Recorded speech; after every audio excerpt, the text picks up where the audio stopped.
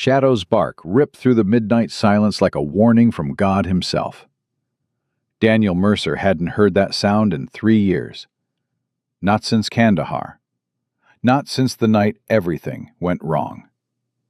His German shepherd was already at the fence, pawing at something in the darkness. Daniel ran. His flashlight found her first. A woman, maybe 30, collapsed in a pool of her own blood. Designer clothes shredded.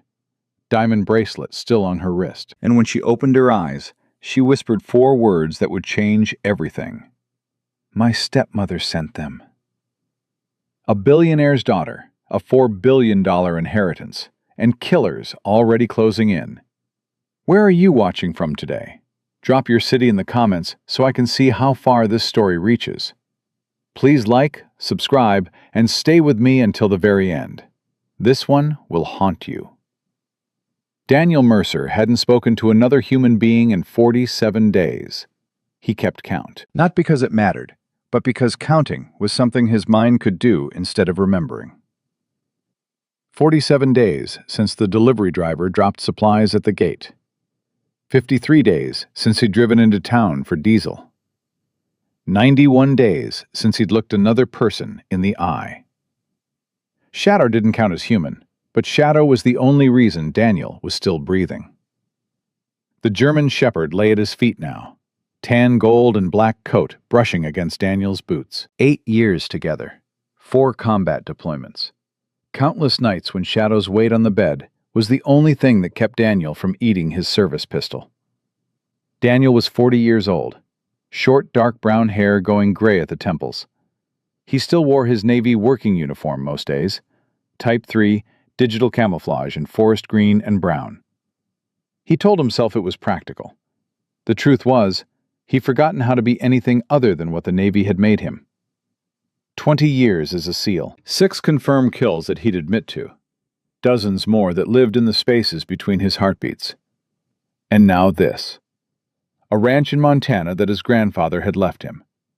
200 acres of nothing. A house that creaked in the wind. A dog who understood him better than any human ever had. It was enough. It had to be enough. The satellite phone on the counter buzzed. Daniel ignored it. Only 3 people had that number, and none of them had anything he wanted to hear. It buzzed again. Shadow lifted his head, ears rotating toward the sound. "It's nothing, boy." The phone stopped, then started again.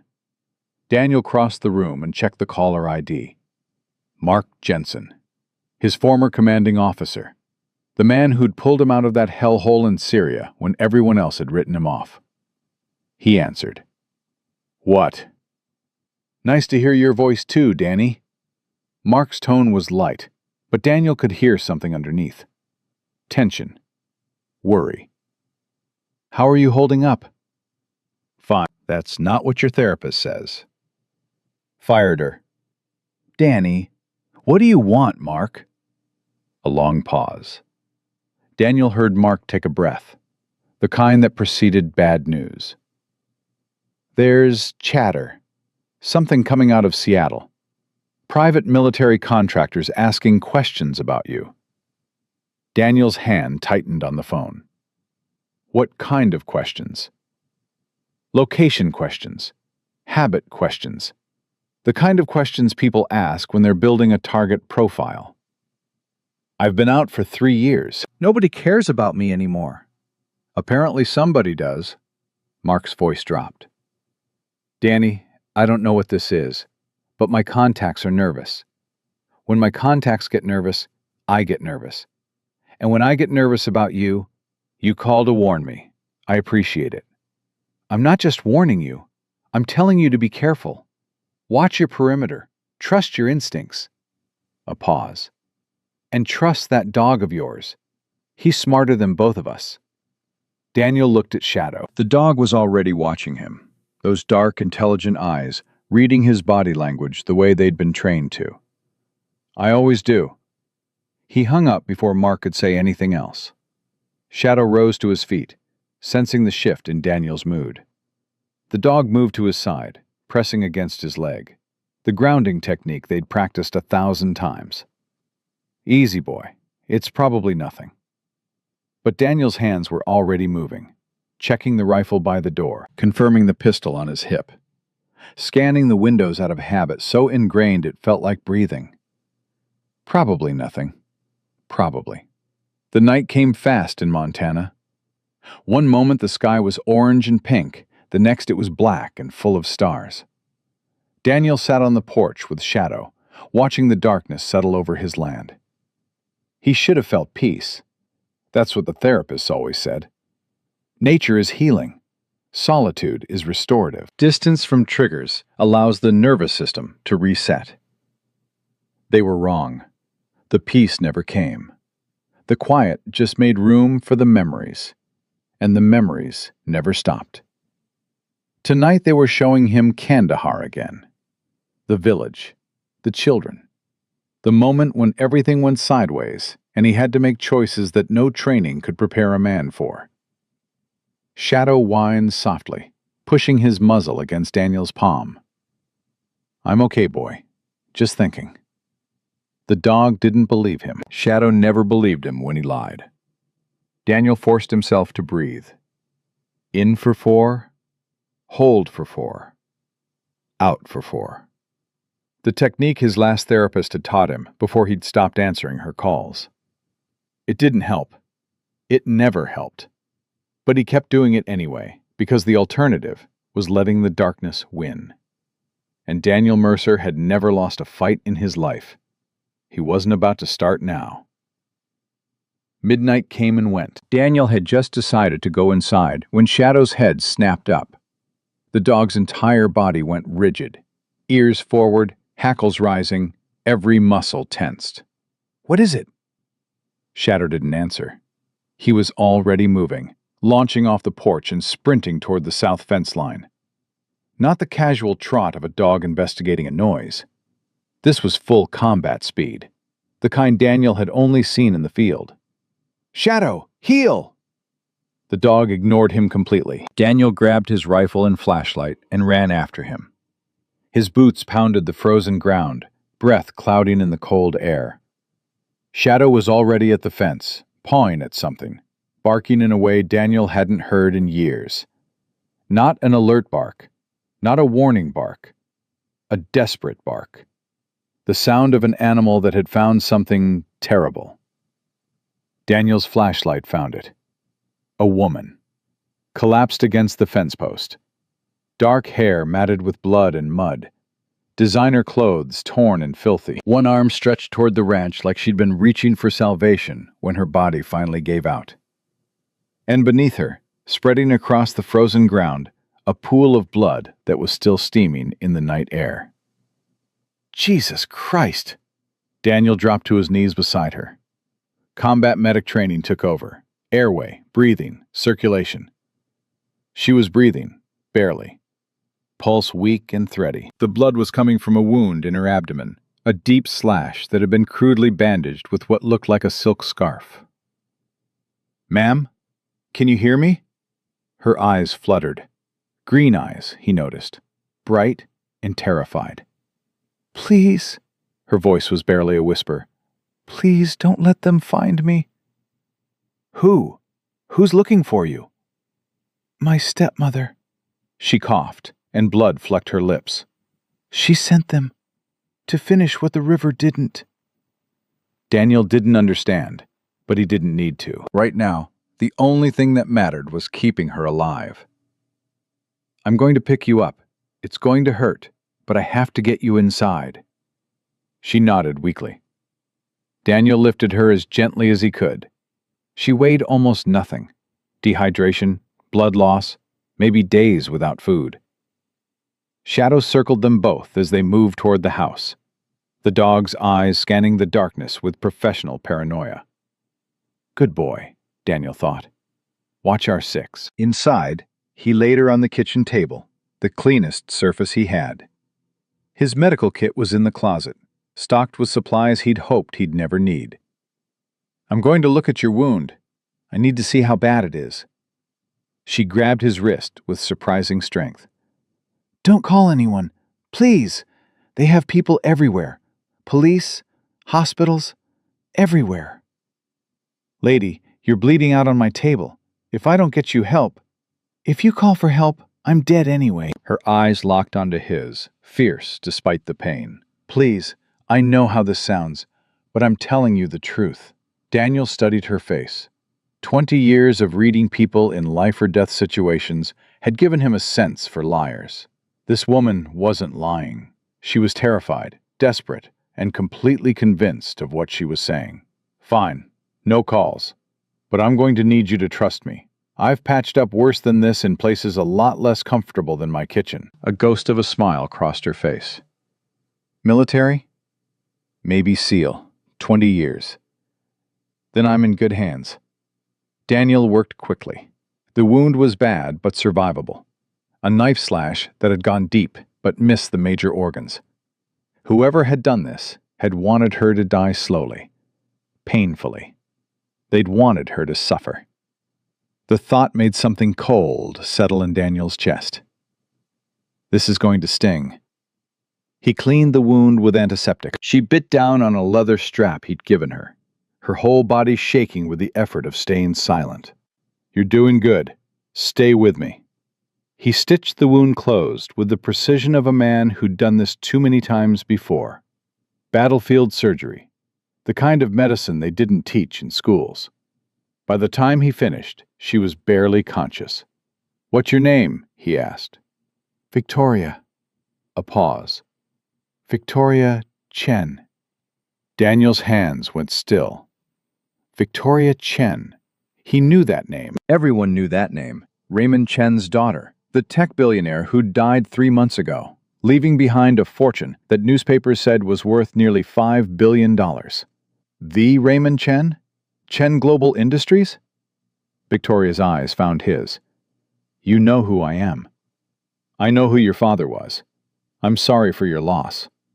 Don't be. He was a good man. The best man. Her voice cracked. And my stepmother murdered him. Daniel pulled a chair close and sat down. Shadow positioned himself at Victoria's side, his head resting near her hand, as if he understood she needed comfort. Tell me everything. The story came out in fragments, interrupted by pain and exhaustion. Raymond Chen had been a visionary, a self-made billionaire who'd built his empire from nothing. After Victoria's mother died when she was 12, he'd raised her alone. They'd been inseparable. Then Margaret appeared. She was perfect, Victoria said bitterly. Beautiful, charming, 20 years younger than my father. She came into his life during his first cancer treatment, played the devoted caretaker, became indispensable. And then she married him. I was suspicious, but my father was lonely. He'd been alone for so long, and Margaret made him happy. Victoria's hands clenched. I didn't know she was poisoning him. Daniel felt his jaw tighten. Poisoning.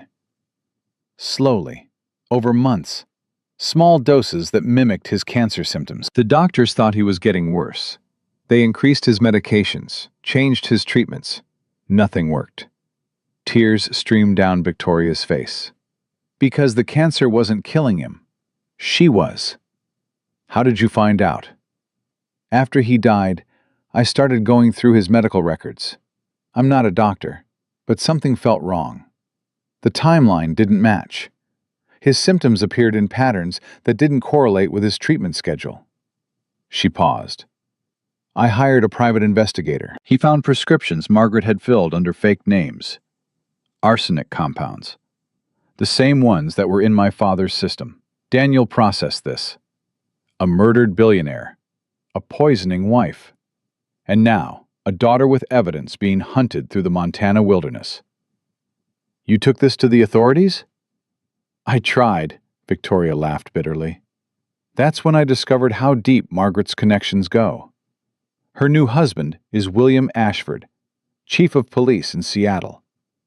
He's the one who cut my brake lines. The accident. Garrison Bridge. My car went through the guardrail and into the river. I was supposed to drown. The current was supposed to carry my body miles downstream. Her voice steadied. But I didn't drown. I swam to shore, and I've been running ever since. How long? 8 days. Daniel stared at her. 8 days. 8 days of running through wilderness with a knife wound, no supplies, and killers on her trail. How are you still alive? I don't know. Victoria's eyes met his. Maybe God. Maybe luck. Maybe I just wasn't ready to let Margaret win. Shadow's head lifted suddenly. His ears swiveled toward the window, body tensing. Daniel was on his feet instantly. What is it, boy? The dog moved to the door, a low growl building in his chest. Daniel killed the lights. In the darkness, he moved to the window and peered through the curtains. Headlights. 2 sets, moving slowly up the mountain road. Still distant, maybe half a mile, but coming closer. They found me. Victoria's voice was flat with despair. I led them right to you. How would they track you? I don't know. Thermal imaging? Dogs? Satellite? She struggled to sit up. It doesn't matter. You have to let me go. I'll lead them away. Stop. Daniel's voice was calm, but absolute. You're not going anywhere. You don't understand. Margaret has unlimited resources. Private military contractors. Former special operations. They won't stop until I'm dead. Then we'll give them a reason to stop. Daniel moved through the house with practiced efficiency. Rifle, pistol, extra magazines. The tactical vest he hadn't worn in 3 years. His hands remembered everything his mind had tried to forget. You're one man. Victoria watched him with a mixture of hope and horror. Against how many? I've been one man against worse odds. He checked the rifle's action. Stay here. Stay down. If you hear me whistle 3 times, that means get to the root cellar. There's a tunnel that leads out to the creek. What are you going to do? Daniel looked at Shadow. The dog met his eyes with that steady, unwavering trust. What I was trained to do. He slipped out the back door before Victoria could argue. The night swallowed him like it always had. Like it had in Kandahar, in Fallujah, in a dozen other places where darkness meant survival. Shadow moved beside him, a silent ghost. The dog knew this dance. They'd performed it together more times than Daniel could count. The vehicles had stopped. Daniel watched through his scope as men emerged. 4 of them, maybe 5. Tactical gear, military movements, not amateurs. One of them was speaking into a radio. Daniel couldn't hear the words, but he could read the body language. Coordinating, planning, getting ready to move. He had maybe 5 minutes before they reached the house. 5 minutes to figure out how to stop them. Daniel melted back into the darkness, Shadow at his heels. His mind was already working, analyzing terrain, calculating angles, remembering every lesson 20 years of warfare had taught him. Victoria Chen had brought death to his doorstep, but death had been Daniel Mercer's profession for 2 decades, and tonight, for the first time in 3 years, he was going to practice his craft. The first man reached the perimeter fence and stopped. He was scanning the property with night vision goggles, weapon raised, every movement textbook professional. Daniel waited. Patience was a sniper's greatest weapon. Not the rifle, not the training. Patience. A second man joined the first. They communicated with hand signals, military standard. These weren't street criminals. These were operators. Good, Daniel thought. That makes it fair. He moved to position, Shadow following like a shadow of a shadow. The dog knew to stay silent, to wait for the signal. The third man was circling the house from the east. The fourth had positioned himself on the ridge, probably a sniper providing overwatch. 4 visible targets. Unknown additional support. Daniel had faced worse. He sighted the sniper first. The man thought he was invisible, But Daniel had been finding invisible men in darkness for 20 years. One shot would alert everyone. One shot would turn this into a firefight. Daniel wasn't ready for a firefight. Not yet. Instead, he moved closer. Shadow ghosted beside him, belly low, paws silent on the frozen ground. They reached the ridge without making a sound. The sniper never saw him coming. Daniel's arm wrapped around his throat, cutting off air, cutting off sound. The man struggled for 8 seconds before going limp. Not dead, unconscious. Daniel didn't kill unless he had to. But he had to get information. When the sniper woke, he found himself zip-tied to a tree, Daniel's pistol pressed against his forehead. How many? Daniel's voice was ice. Screw you! Daniel moved the pistol to the man's knee. I'll ask once more. How many? The man's bravado cracked. 6. 6 total. Harris is running point. 2 more on the north approach. Who sent you? I don't know her name, just... He swallowed hard. They call her the Widow. She's the money. Ashford's the contact. The Widow. Margaret Chen. What are your orders? Retrieve the target alive, if possible. If not... He didn't finish. If not, what? Leave no witnesses. The man's eyes flickered toward the ranch house. Including whoever's helping her. Daniel felt something shift inside him. The cold calculation of the operator giving way to something hotter, something more human. Anger. You picked the wrong house, Daniel said quietly. You don't understand, man. These people don't stop. They have resources you can't imagine. Money. Power. They'll burn your whole world down to... Daniel knocked him unconscious with a single strike. He had 5 men left to deal with. 5 professionals who thought they were hunting a wounded woman. They didn't know they'd wandered into a SEAL's territory. Daniel whistled once, low and sharp. Shadow appeared from the darkness, teeth bared, ready for war. Time to go to work, boy. The dog's eyes gleamed in the starlight. Together, they moved toward the house, and somewhere in the darkness, 5 men who thought they were predators were about to learn what it felt like to become prey.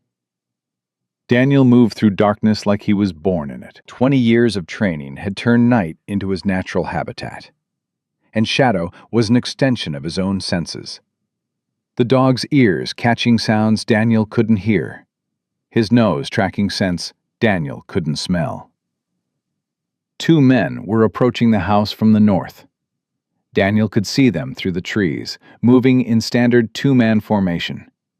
Cover and advance. Textbook military. Textbook was predictable. He circled wide, staying downwind, staying silent. Shadow matched his pace, body low, paws falling soft on frozen ground. The first man passed within 10 feet without seeing them. Daniel let him go. The second man was the target, the one providing rear cover, the one whose disappearance would take longer to notice. He struck from behind, one arm around the throat, the other controlling the weapon. The man was strong, well-trained, but Daniel had been doing this since before he could legally drink. 8 seconds. The man went limp. Daniel lowered him to the ground and took his radio. Static crackled. Then a voice. Briggs, status. Daniel keyed the mic. Clear, he whispered, mimicking the unconscious man's tone. Copy. Converge on primary structure. Harris wants this done fast. Daniel smiled without humor. Harris was about to learn that fast wasn't always possible. He moved toward the house, Shadow at his heels. The remaining 3 men were closing in, 2 from the south, 1 circling to the back door. Coordinated assault, professional timing. But they were assaulting an empty position. Daniel had already moved Victoria. The root cellar beneath the kitchen had been built by his grandfather during the Cold War, a concrete bunker designed to survive anything short of a direct nuclear strike. Victoria was down there now, hidden behind a false wall that looked like solid concrete. The men would find an empty house, and while they searched, Daniel would pick them apart. The first shot came from the south. One of the attackers had spotted Shadow and fired on instinct. Big mistake. Daniel put 2 rounds through the shooter's vest, center mass. The man went down hard, gasping for breath. Body armor had saved his life, but he was out of the fight. "Contact! Contact south!" someone shouted. The coordinated assault became chaos. Men scrambling for cover, firing at shadows, unable to identify their target. Daniel dropped another one with a shot to the knee. Non-lethal, but incapacitating. The man screamed as he fell. "Where is he? Where the hell is he?" A voice cut through the radio chatter. Calm. Controlled. "All units, fall back to vehicles. Regroup. He's got training. This isn't a civilian." Harris, the team leader. Daniel let them go. He'd made his point. But as the surviving men retreated, dragging their wounded, he knew this was just the opening round. They'd be back, with more men, more firepower, more preparation. He had hours, maybe less, to figure out a way to survive what was coming. Victoria was shaking when he pulled her from the root cellar. Not from cold, from fear, from exhaustion, from the overwhelming reality of everything that had happened. "They're gone?" For now. Daniel helped her back to the kitchen, set her in a chair. "They'll regroup, come back with reinforcements." "Then we have to run. We have to—" "We're not running." Daniel's voice was flat. Running is what they expect. Running is where they have the advantage. "So what? We just wait here for them to come back and kill us?" "We prepare." He pulled out a map of the property, spreading it on the table. "This ranch has been in my family for 4 generations. My grandfather built it to be defensible. Hidden caches, escape routes, choke points. They think they're assaulting a cabin. They're assaulting a fortress." Victoria stared at him. "Who are you?" "I told you, Navy SEAL." "No, I mean," she struggled for words. "You took out 4 men in 10 minutes. You're not scared. You're not even breathing hard." Daniel met her eyes. "I'm terrified. The difference is, I've been terrified before. I know how to work through it." Shadow patted over and rested his head on Victoria's knee. The gesture was so human, so compassionate, that Victoria's composure finally cracked. "I can't do this," she whispered. "I'm not trained for this. I went to Stanford. I run a charity foundation. I don't know how to fight." "You don't have to fight. You have to survive." Daniel crouched beside her. "Can you do that? Can you stay alive long enough for me to end this?" "How are you going to end it? You said yourself, they'll come back with more men." "Then I'll need more than guns." Daniel stood. "Tell me about Margaret. Everything you know. Weaknesses, habits, fears. There's always a pressure point." Victoria wiped her eyes. When she spoke again, her voice was steadier. "Margaret is brilliant. Ruthless. She planned my father's death for 2 years before she started poisoning him. She cultivated relationships with politicians, police chiefs, judges. By the time my father died, she had an entire network ready to protect her. But she didn't plan on you surviving."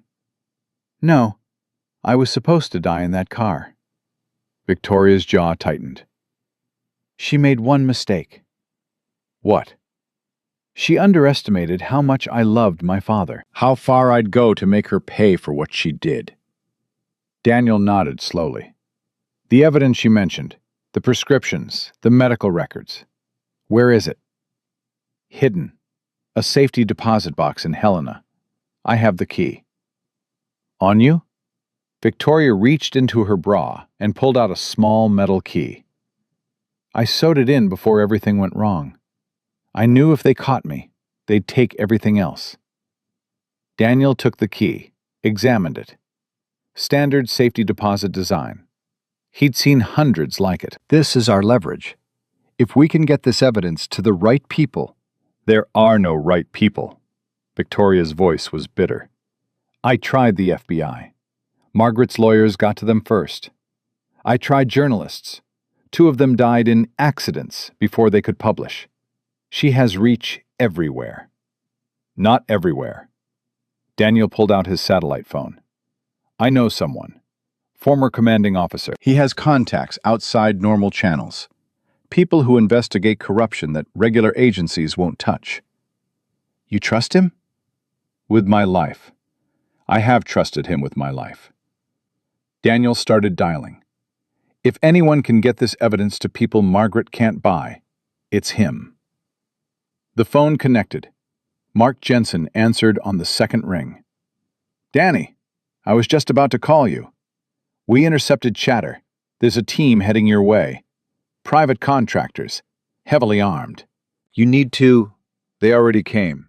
I sent them home with fewer men than they started with. Silence. Then, how many? 6. 4 down, 2 running. But they'll be back. Danny, what the hell is going on up there? Daniel looked at Victoria. I found something they want. Someone. And I'm not giving her up. He explained the situation quickly. Victoria Chen, the murdered billionaire, the evidence of poisoning, the police chief husband, the private army hunting them. When he finished, Mark let out a long breath. This is way above your pay grade, Danny. Way above mine, too. I know, but I need options. People who can't be bought or threatened. There's a woman, federal prosecutor, Southern District of New York. Her name is Catherine Wells. She's been building corruption cases for 15 years, and she's never been compromised. A pause. She's also the reason 3 sitting congressmen are in prison. Can you reach her? I can try. But Danny, even if she takes the case, it'll take time. Days, maybe weeks. Can you hold out that long? Daniel looked at the map of his property. At Shadow, alert and watchful.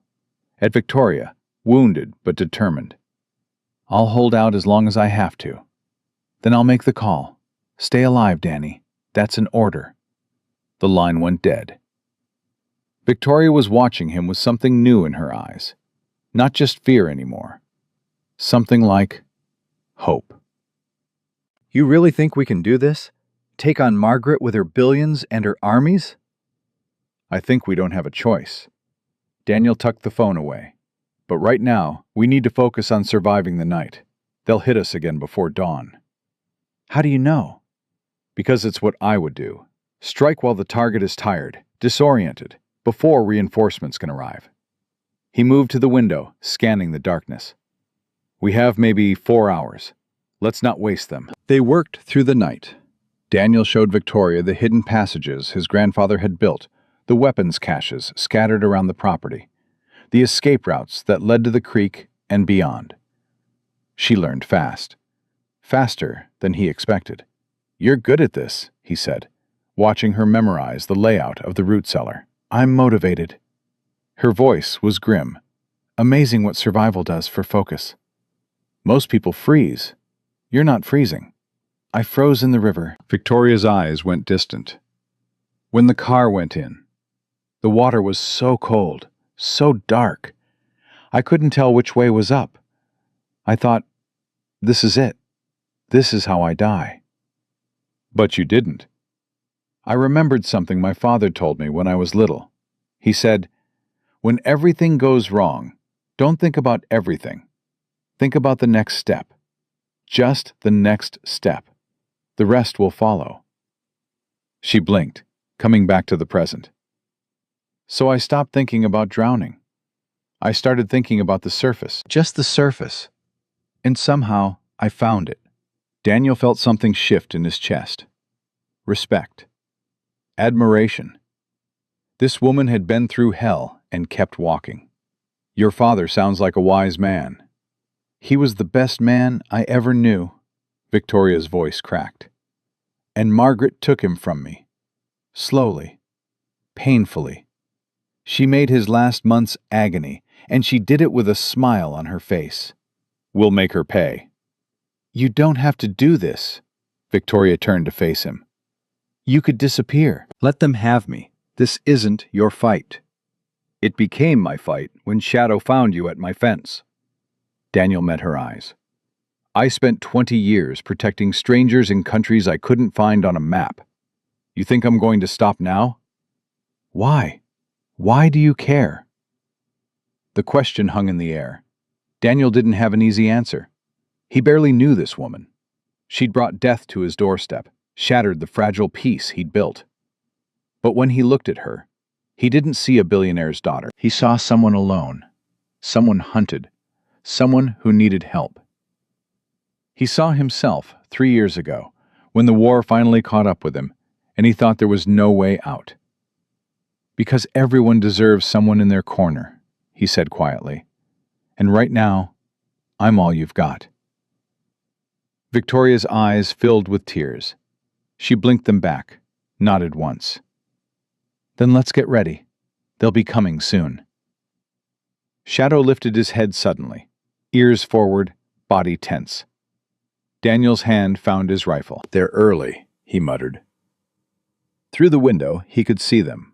More vehicles this time. 4, maybe 5. Headlights cutting through the darkness like predator eyes. They were done playing cautious. Root cellar, Daniel ordered. Now. I can help. You can survive. That's your job. He pressed his backup pistol into her hands. If they get past me, go through the tunnel. Don't stop until you reach the highway. Daniel, go!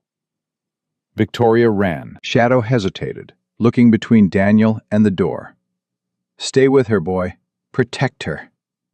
The dog whined once, then followed Victoria into the darkness. Daniel was alone. He checked his rifle, checked his pistol, checked the grenades he'd pulled from his grandfather's cache, old but functional. 6 men last time, probably double that now, maybe more. He'd faced worse odds in Fallujah, in Kandahar, in a dozen places whose names he'd never be allowed to speak. But he'd always had a team then. Brothers who'd die for him, and he'd die for them.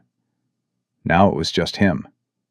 Just him and 20 years of training against an army. Daniel smiled without humor. He'd missed this.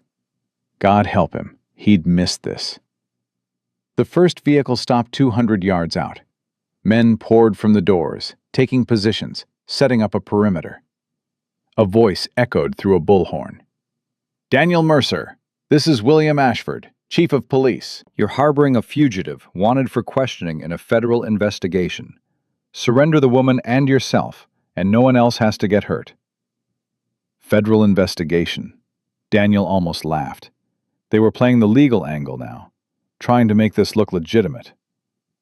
Come out with your hands up. This is your only warning.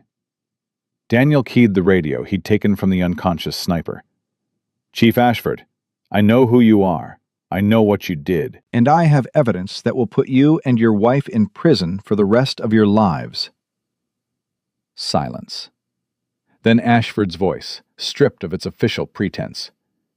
You're making a mistake, Mercer. You don't know who you're dealing with. Neither do you.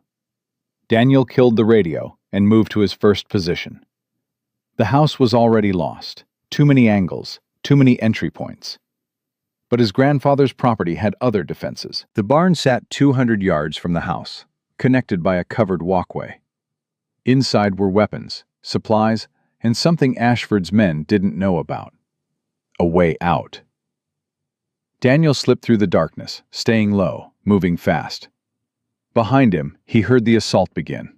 Flashbangs, breaking glass, shouted commands. They were breaching the house, finding it empty. Good. That would buy him time. He reached the barn and pulled open the hidden hatch in the floor. Below was a tunnel, another of his grandfather's paranoid preparations, that ran under the property and emerged near the creek. The same creek where Victoria was waiting. But Daniel wasn't running. Not yet. He moved to the barn's upper level, where his grandfather had built a sniper's nest with clear sight lines to the house. He settled into position, rifle steady, breathing calm.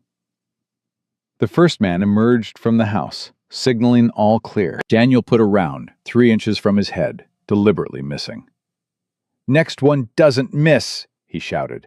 "Pull back, or I start aiming for real." Chaos erupted below.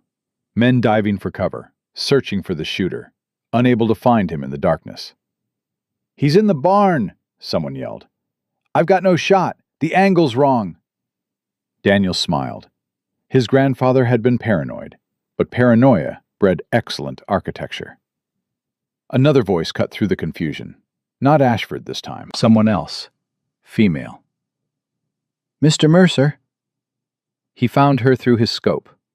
Tall, elegant, designer coat, blonde hair perfectly styled despite the cold. She was standing beside one of the vehicles, completely exposed, like she knew he wouldn't shoot. Margaret Chen. "I'm going to make this simple," she called out. "You have something I want. I have something you want." She gestured, and 2 men dragged a figure from the back of an SUV. Daniel's blood went cold. It was a young man, early 20s, beaten badly, hands bound, a bag over his head. "This is Kevin Mercer," Margaret continued. "Your nephew, your brother's son. Lovely boy. Works at that coffee shop in Billings. He was very surprised when my men picked him up this morning." No. Daniel hadn't seen Kevin in 3 years, hadn't spoken to his brother in 5. But blood was blood, and this woman had just crossed a line she couldn't uncross. "Bring me Victoria Chen in the next 5 minutes," Margaret said, "or young Kevin here loses something he'll miss. I'm thinking fingers first, then eyes." She pulled the bag off Kevin's head. The boy was crying, terrified, looking around wildly for help that wasn't coming. Daniel's finger tightened on the trigger. He had the shot. He could drop Margaret right now, end this with a single bullet. But her men would kill Kevin before his body hit the ground. 4 minutes, Mr. Mercer." Daniel lowered his rifle and made the hardest decision of his life. He keyed his radio and called Shadow. "Bring her up. Now." Victoria's voice crackled through the radio. "Daniel, what's happening? I heard you call Shadow." "Change of plans. They have Kevin, my nephew." Silence. Then, "Oh, God." "I need you to come up. Walk out the front door with your hands visible." "Daniel, no! If I surrender, they'll kill us both. They'll kill everyone." "I'm not surrendering." Daniel's voice was ice. "I'm buying time. When I give the signal, you run. Back through the tunnel, to the creek, and don't stop." "What about you? What about Kevin?" "I'll handle it." "How?" Daniel didn't answer. He was already moving, calculating angles, running scenarios through his mind. 20 years of combat had taught him one thing above all else. The best plans were the ones you made up as you went along. 2 minutes, Mr. Mercer," Margaret's voice echoed across the property. Victoria emerged from the tunnel entrance behind the barn. Shadow was at her side, hackles raised, teeth bared at the distant figures. "I'm not leaving you here to die," Victoria said when she reached him. "You don't have a choice." "There's always a choice." She grabbed his arm. "My father taught me that. There's always another way. Your father wasn't facing 12 armed men with his nephew's life on the line." "No, but he faced worse. He built an empire from nothing. He survived cancer. He survived Margaret for 3 years." Victoria's eyes blazed. "He never gave up. Neither do I." Daniel stared at her. This woman who should have been broken, who should have been begging him to save her at any cost. Instead, she was standing beside him, ready to fight. "You're insane," he said. "Probably. Got a better plan?" 1 minute, Margaret screamed. Daniel made his decision. "There's a rifle in the barn loft. Scoped, zeroed at 200 yards. You know how to shoot?" "My father made me learn when I was 16. Said a woman should know how to protect herself." "Then get up there. When I move on Margaret, you take out anyone who goes for Kevin." Victoria nodded once and ran for the barn ladder. Daniel stepped out into the open. "I'm coming out," he shouted. "Don't hurt the boy." Margaret's smile was visible even from this distance. The smile of a predator watching prey walk into a trap. "Wise decision, Mr. Mercer. Walk slowly. Hands where I can see them." Daniel walked. Every step was measured, every breath controlled. He counted the men, 12 visible, probably more hidden. Ashford stood near Kevin, pistol drawn. Margaret remained by the SUV, untouchable. Almost untouchable. "Where's Victoria?" Margaret demanded when he was 50 yards out. "Coming. She's injured, moves slow." "Then tell her to move faster." "She's coming." 40 yards. 30. Daniel could see Kevin's face now, pale, terrified, blood dripping from a cut above his eye. The boy had never hurt anyone in his life. He made coffee for a living. And now he was a pawn in a game he didn't even understand. "That's close enough." Margaret held up her hand. "Where is she, Mercer?" "I told you. She's coming." "I don't see her." "Look harder." Margaret's eyes narrowed. She gestured to one of her men. "Go check the barn." The man started forward. He made it 3 steps before his head snapped back and he crumpled to the ground. Victoria's shot echoed across the property. Everything happened at once. Daniel lunged for the nearest guard, driving his elbow into the man's throat before he could raise his weapon. He grabbed the falling rifle and opened fire, dropping 2 more men in rapid succession. Margaret screamed orders. Her remaining guards scattered, searching for cover, searching for the sniper they couldn't see. Ashford reacted fastest. He grabbed Kevin and pressed his pistol to the boy's head. "Stop. Everyone stop, or I blow his brains out." Daniel froze. Victoria's fire went silent. Ashford was breathing hard, eyes wild. "Drop the weapon, Mercer. Right now." "Don't do this, Ashford. It's over. Your boss is exposed." "It's not over until I say it's over." Ashford's finger tightened on the trigger. "The weapon. Now." Daniel lowered the rifle slowly, placed it on the ground. "Good. Now kick it away." He kicked it. Margaret recovered her composure, straightening her coat like this was a minor inconvenience.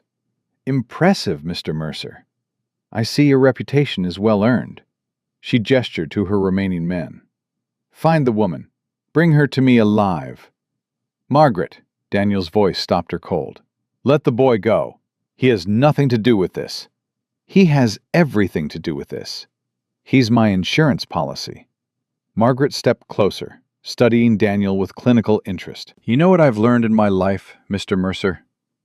Everyone has a weakness, a pressure point, something they care about more than themselves. For Victoria, it was her father. For you," she glanced at Kevin, "family." "He's innocent." "Innocent," Margaret laughed. "There's no such thing. Everyone is guilty of something. Everyone has a price." "What's yours?" The question surprised her. "Excuse me?" "Your price. What would it take to make you walk away from all of this?" Margaret's smile returned, but it was different now. Colder. "There is no price. There's only winning. Your father was a soldier, wasn't he, Mr. Mercer? He should have taught you. In war, you don't negotiate. You destroy." Gunfire erupted from the barn. Victoria was pinned down, at least 3 men closing on her position. "Shadow!" Daniel shouted. The German shepherd burst from behind a vehicle where he'd been hiding. 70 pounds of fur and fury slammed into the nearest guard, teeth finding the man's gun arm. The scream was inhuman. Daniel moved. He covered the distance to Ashford in 3 strides, grabbed the police chief's gun hand, and twisted. The weapon discharged into the ground. Daniel drove his forehead into Ashford's nose. Bone crunched, blood sprayed. Kevin stumbled free, gasping, crying, alive. Run! Daniel shoved him toward the tree line. Run and don't stop! The boy ran. Ashford was on the ground, clutching his shattered face, screaming curses. Daniel grabbed his fallen pistol and spun toward Margaret. She was gone. One of the SUVs was peeling away, tires throwing gravel. Margaret in the back seat, face twisted with fury. Daniel raised the pistol, sighted on the tires. A bullet tore through his shoulder before he could fire. The impact spun him around. He hit the ground hard, the world going white with pain. Somewhere distant, he heard Shadow barking, Victoria screaming his name. Then Boots appeared in his vision, a rifle barrel pressed against his forehead. "Stay down, SEAL." The voice was cold, professional. "It's over." Daniel looked up. The man standing over him was different from the others. Older, harder, with the eyes of someone who'd seen real combat. "Harris," Daniel guessed. "That's right, and you just made my job very complicated." Harris glanced toward the fleeing SUV. "Mrs. Chen is going to be extremely unhappy." "Good," Harris almost smiled. "You've got balls, I'll give you that. But balls don't stop bullets." He pressed the rifle harder against Daniel's skull. "Any last words?" Daniel thought about his father, his grandfather, the ranch that had been in his family for 4 generations. He thought about Shadow, about Victoria, about all the things he'd never said to the people he cared about. Then he thought about Kevin, running through the trees toward safety. At least the boy would make it. At least one innocent person would survive this night. "Yeah," Daniel said. "Duck." Harris frowned. "What?" The barn exploded. Not literally, but close enough. Victoria had found his grandfather's weapons cache. The flashbang grenade she threw created a wall of light and sound that sent everyone staggering.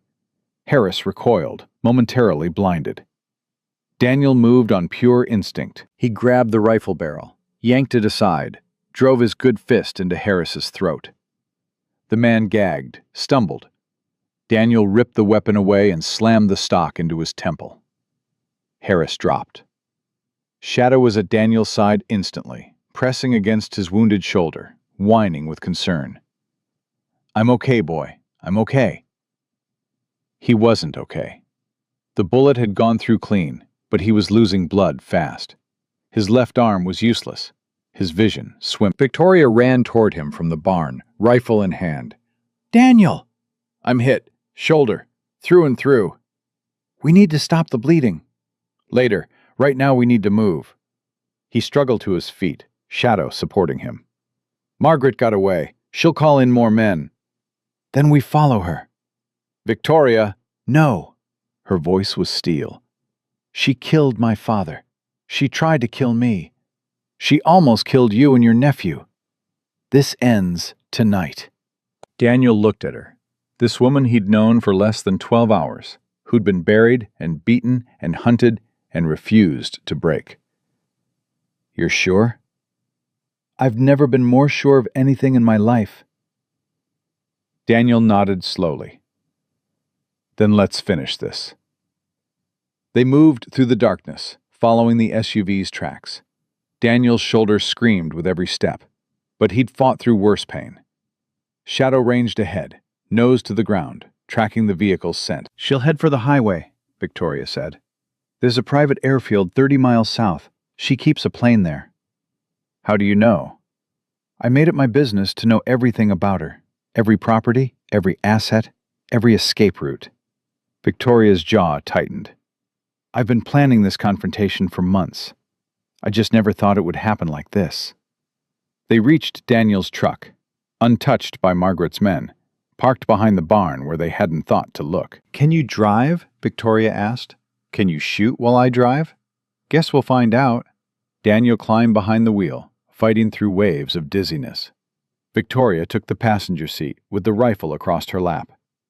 Shadow jumped into the back, alert and ready. The engine roared to life. They tore down the mountain road, headlights cutting through darkness. Daniel pushed the truck to its limits, taking curves at dangerous speeds, ignoring the pain that made his vision blur. There, Victoria pointed. Taillights. That's her. The SUV was maybe half a mile ahead, moving fast, but not fast enough. Daniel closed the distance, foot heavy on the accelerator. Margaret's driver must have spotted them. The SUV swerved, trying to put obstacles between them. But Daniel knew these roads. He'd driven them for 3 years, memorized every curve and straightaway. "She's heading for Carter's Ridge," he said. "The road narrows there. 1 lane, steep drop on both sides." "Can you cut her off?" "I can try." He pushed harder. The truck's engine screamed. The gap closed. 400 yards, 300, 200. They were almost on top of her when the SUV suddenly braked and spun sideways, blocking the road. Daniel slammed his own brakes. The truck skidded, stopped 20 feet from the SUV. Margaret stepped out. She was holding something in her hand. A phone, Daniel realized. And she was smiling. "I wondered if you'd follow." Her voice carried clearly in the night air. "You're predictable, Mr. Mercer. All soldiers are. You see an enemy retreat, you pursue. It's instinct." Daniel kept his hands on the wheel. "What do you want, Margaret?" "I want what I've always wanted. The money, the power, the life I earned by suffering through 3 years of marriage to a dying old man."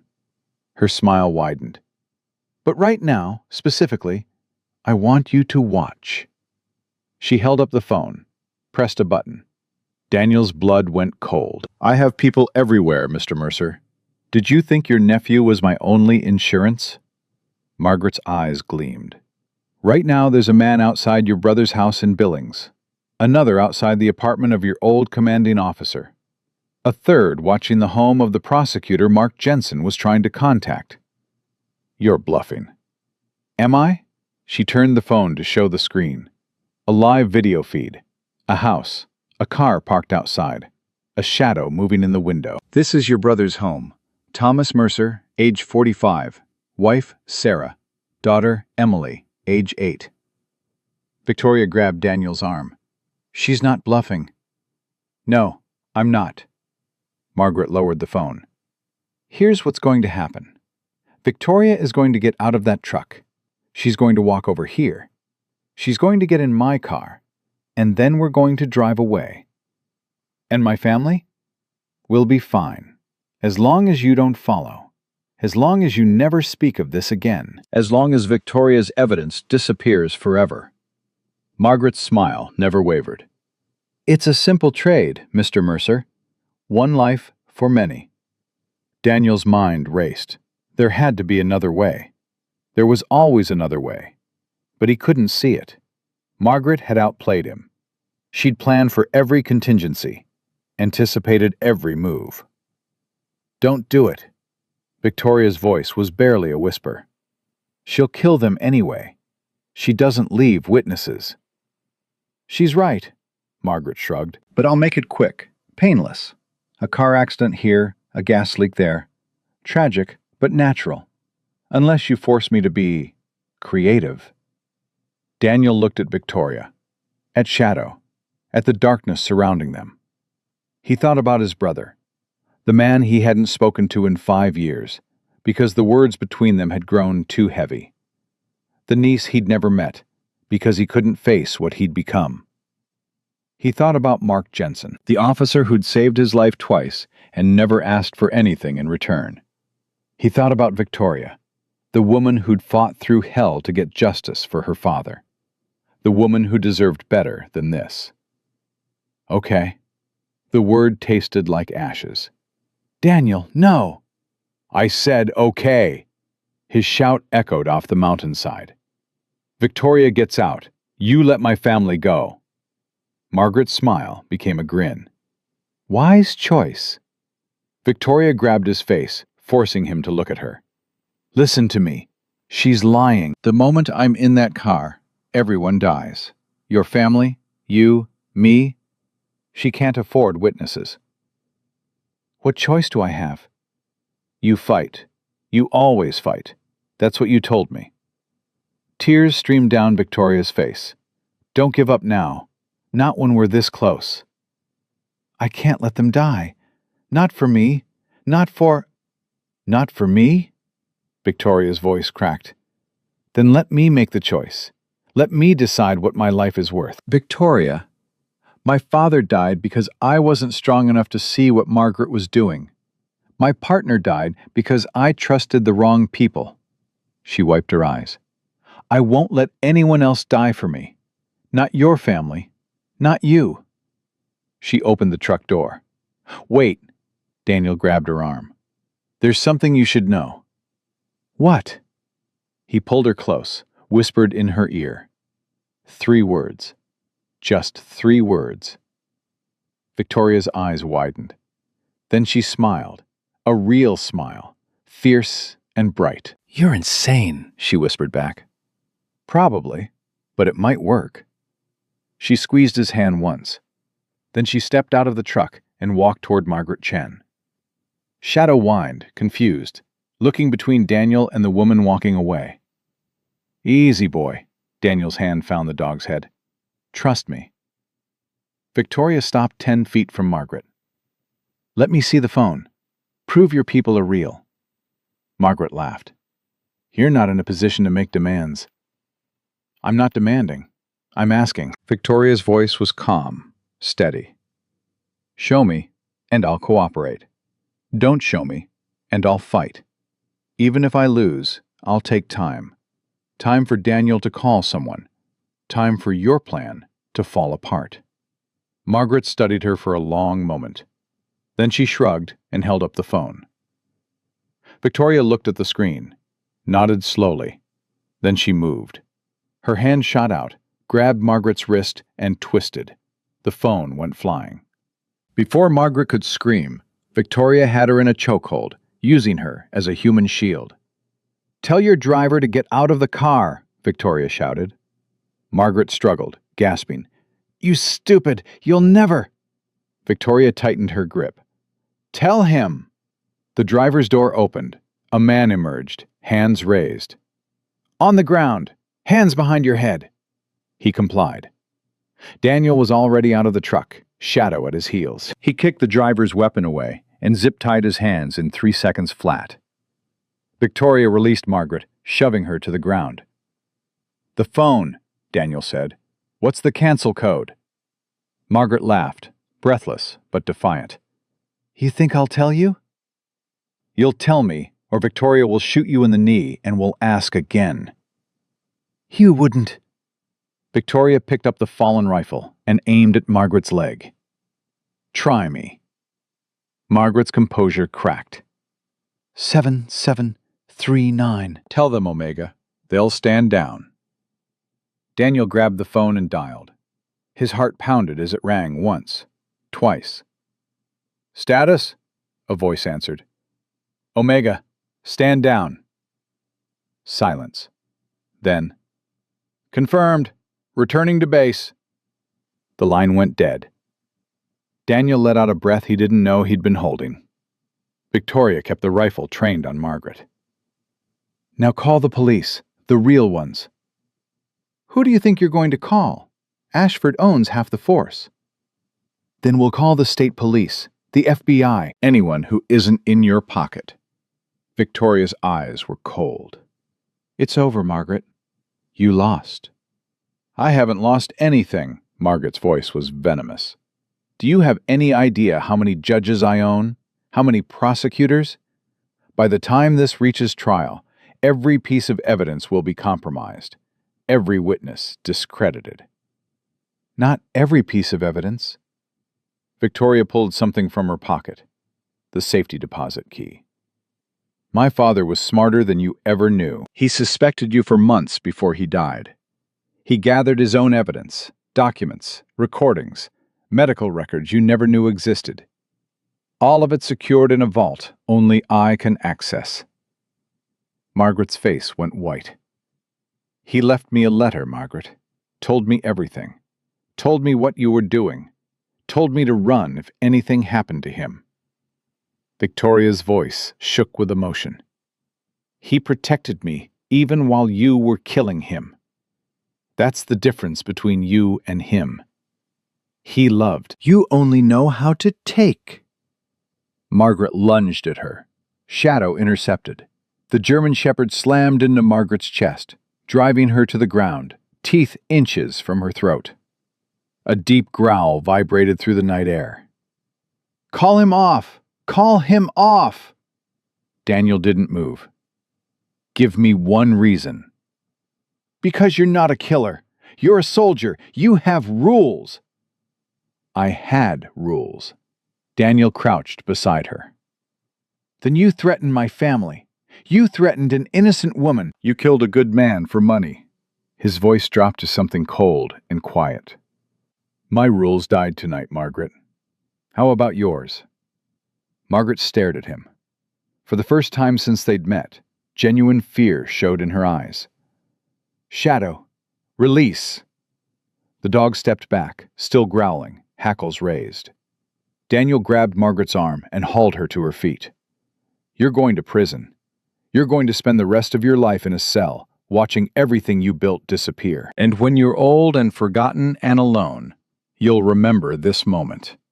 The moment when it all ended." Sirens wailed in the distance. Blue and red lights appeared on the horizon. Margaret Chen said nothing. There was nothing left to say. The state police arrived first. 3 cruisers, lights blazing, officers spilling out with weapons drawn. They didn't know what they were walking into. Dispatch had received multiple calls about gunfire, explosions, possible hostage situation. What they found was chaos. Bodies scattered across Daniel's property. Wounded men groaning in the darkness. A bleeding Navy SEAL standing over a zip-tied woman in a designer coat. And a German Shepherd that wouldn't let anyone approach without growling. "Everyone on the ground, now!" Daniel raised his good hand slowly. "I'm the homeowner, Daniel Mercer. The woman on the ground is Margaret Chen. She's wanted for murder, attempted murder, and conspiracy. The wounded men are private military contractors she hired to kill us." The lead officer, a sergeant named Patterson, according to his nameplate, kept his weapon trained on Daniel. "That's a lot of accusations, sir. How about you get on the ground and we sort this out?" "I'm not getting on the ground. I've been shot. I've been fighting for my life for the past 6 hours, and I'm not letting that woman out of my sight." "Sir." "Check your database." Daniel's voice was hard. Margaret Chen, wife of William Ashford, chief of police in Seattle. Raymond Chen's widow. There's a federal investigation pending. Call the FBI field office in Helena. Ask for contact with prosecutor Catherine Wells in New York. Patterson hesitated. Something in Daniel's voice, the calm authority, the specific details, gave him pause. "Johnson, run those names." One of the officers retreated to his cruiser. The radio crackled. Minutes passed that felt like hours. Victoria stood beside Daniel, rifle still in her hands but pointed at the ground. Shadow pressed against Daniel's leg, a warm anchor in the chaos. Johnson returned, face pale. "Sarge, it checks out. There's an active federal warrant for Margaret Chen. Conspiracy to commit murder. Wire fraud. Money laundering." He swallowed. "The feds have been looking for her for 3 weeks." Patterson's weapon lowered slightly. "And Ashford?" "Warrant issued 2 hours ago. He's been removed from his position, pending investigation." Daniel felt something loosen in his chest. Mark Jensen had done it. Somehow, in the midst of everything, his old commander had gotten through to the right people. "The woman on the ground is your suspect," Daniel said. "The wounded men are her accomplices. I have evidence, recordings, documents, medical records, that prove she murdered her husband Raymond Chen and attempted to murder his daughter Victoria." Patterson looked at Victoria. "You're Victoria Chen? The daughter?" "Yes." "Ma'am, there are a lot of people who've been looking for you." "I know. I've been running from most of them." 2 hours later, Daniel sat in the back of an ambulance while a paramedic stitched his shoulder wound.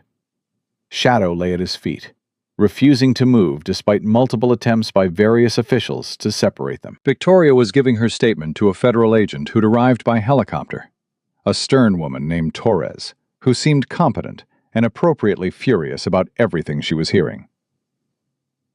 "Let me get this straight," Torres said, scribbling notes. "Your stepmother poisoned your father over a period of 18 months. When you discovered evidence of this, she arranged for your car to go off a bridge. You survived, traveled on foot through wilderness for 8 days, and ended up at Mr. Mercer's property, where her private military team then attempted to kill you both." "That's correct." "And you have physical evidence to support all of this?" Victoria pulled the safety deposit key from her pocket. "This opens a vault in Helena. Inside you'll find copies of my father's medical records, toxicology reports, prescription records in Margaret's fake names, and recordings he made in the months before his death." "Recordings?" "My father suspected her. He didn't tell me because he didn't want me to worry, but he documented everything." Victoria's voice cracked. "He knew she might kill him. He wanted to make sure she didn't get away with it." Torres took the key carefully. "We'll need you to accompany us to Helena. Open the vault, verify the contents." "Of course." "And Mr. Mercer?" Daniel looked up from the ambulance. "What about me?" "I'm going to need a full statement, but from what I've seen so far, you're looking at commendations, not charges." Torres almost smiled. "It's not every day a civilian takes down 12 armed contractors and captures a federal fugitive. I'm not a civilian. I'm Navy. Former Navy. There's no such thing." The drive to Helena took 3 hours. Daniel insisted on coming despite his wound, despite the exhaustion that made his bones feel like lead. Victoria needed someone in her corner. Shadow needed to stay close, and Daniel needed to see this through. The vault was in a private security facility, the kind of place billionaires used to store things they didn't trust to banks. Victoria's retinal scan and the key opened a steel door that led to a room full of filing cabinets and safe deposit boxes. "Box 4471, Victoria said. "My father's lucky numbers." Agent Torres opened the box. Inside were stacks of documents, USB drives, and a single envelope addressed to Victoria in handwriting that made her start crying. "That's his writing. My father's." Torres handed her the envelope. "Read it later. Right now I need to verify the evidence." The next hour was a blur of legal procedure. Torres and her team cataloged everything. Medical records showing toxin levels that no natural cancer could explain. Prescriptions filled at pharmacies across 3 states. Bank statements tracing payments to shell companies that led back to Margaret's personal accounts. And the recordings. Raymond Chen's voice filled the room, weak but clear. "If you're hearing this, Victoria, it means I'm gone. And it means Margaret won. Or she thinks she did." A pause, the sound of labored breathing. "I know what she's been doing. I've known for months. The doctors think I'm getting worse, but I can feel it. Something is wrong. Something beyond the cancer." Victoria clutched Daniel's hand so hard her knuckles went white. "I hired a private investigator. Don't worry, I paid him in cash. Used an old contact from my business days. Margaret doesn't know. He found the prescriptions, the arsenic, everything." Raymond coughed. "I could have stopped her, gone to the police. But then I thought, what happens to you? She has connections everywhere. If I die fighting her, she'll claim my estate and you'll be left with nothing. Worse, she might come after you." Daniel felt Victoria shaking beside him. "So I made a different choice. I let her think she's winning. I documented everything, and I'm leaving you the tools to destroy her after I'm gone." Another pause, longer this time. "I'm sorry, sweetheart. I'm sorry I couldn't protect you better. I'm sorry I brought that woman into our lives, but I need you to be strong. I need you to finish what I started." The recording ended. Victoria was sobbing silently, tears streaming down her face. "He knew," she whispered. "He knew the whole time. And he let her He did it for you. Daniel's voice was gentle. He sacrificed himself so you'd have a chance. It should have been me. I should have seen it. I should have... Stop. Daniel turned her to face him. Your father made his choice. He chose to protect you. Don't dishonor that choice by blaming yourself for something you couldn't have known. Victoria looked at him through tears. How do you do it? How do you carry the weight of the people you couldn't save? Daniel thought about Kandahar, about the village, about the faces that visited him in nightmares. You don't carry it alone. That's the secret. You find people who understand, people who've been there. He glanced at Shadow. Or dogs. Victoria laughed weakly. Is that your professional advice? It's the only advice I have. Agent Torres cleared her throat. Miss Chen, I'm sorry to interrupt, but I need to inform you, based on this evidence, we're moving to arrest Margaret Chen on federal charges. The case will be prosecuted in New York, outside the reach of any local corruption. What about Ashford? Already in custody. He's being questioned about his involvement in the car accident, the hit teams, everything. Torres paused. He's talking. Trying to make a deal. Will he get one? That's not my call. But between his testimony and your father's evidence, Margaret Chen is going to prison for the rest of her life. I can promise you that. Victoria closed her eyes. It's not enough. Nothing will ever be enough. No, Torres agreed. But it's justice. Sometimes that's all we get. The arraignment happened 3 days later. Daniel watched it on television from his hospital bed. The doctors had finally convinced him that a bullet wound needed more treatment than field stitches and stubbornness. Margaret Chen stood before a federal judge in an orange jumpsuit, her designer life stripped away. Her lawyers had argued for bail. The judge had laughed, actually laughed, and denied it. The defendant is charged with first-degree murder, attempted murder, conspiracy, wire fraud, money laundering, and multiple RICO violations, the judge read. Given the resources at her disposal and the clear flight risk she presents, bail is denied. The defendant will remain in federal custody pending trial. Margaret's face was stone, but Daniel could see the cracks underneath.